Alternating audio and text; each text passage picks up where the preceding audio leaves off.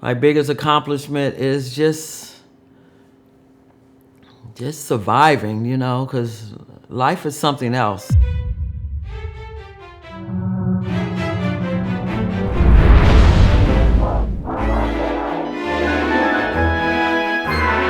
My name is Stephanie Arnold Williams. I'm a fashion designer. I was born and raised in Indianapolis, Indiana, and I moved to Los Angeles in 1991 to pursue my career as a fashion designer. My mother and my father, actually raised with my stepdad. There was 5 kids. I'm a middle child. There's 4 girls and 1 boy.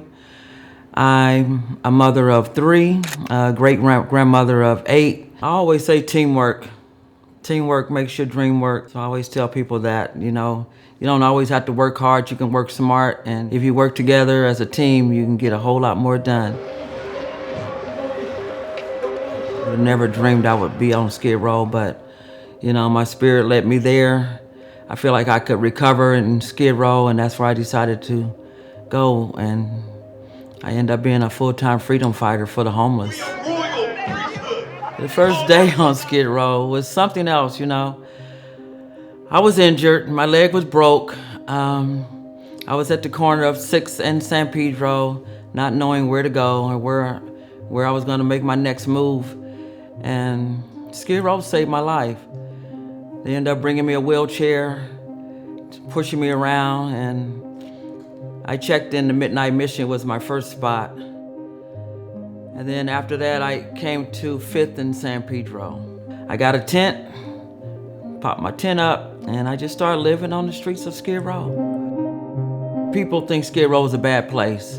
And I was always told Skid Row was a bad place. That's a place you just don't want to go. But after going to Skid Row, I found out that Skid Row is a beautiful place. It'll be my last destination. This is where I'm gonna die at. I'm gonna die right here on Skid Row.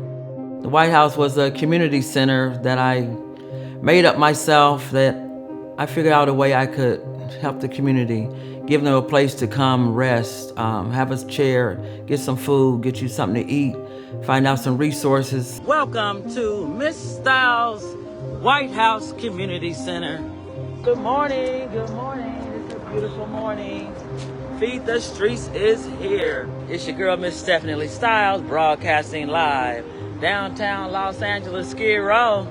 So I built the White House. I built the White House because the government, in my opinion, was not doing their job correctly. So I was just gonna show them how it was done. I think the reason that people are homeless today and why it's so hard for the homeless to survive is because sanitation and the LAPD, they come out and they terrorize, they take all your belongings, they lock you up, and then you end up with nothing and have to start all over again. It's just a vicious cycle. What the fuck else can we do to this community, bro? What the fuck do you want?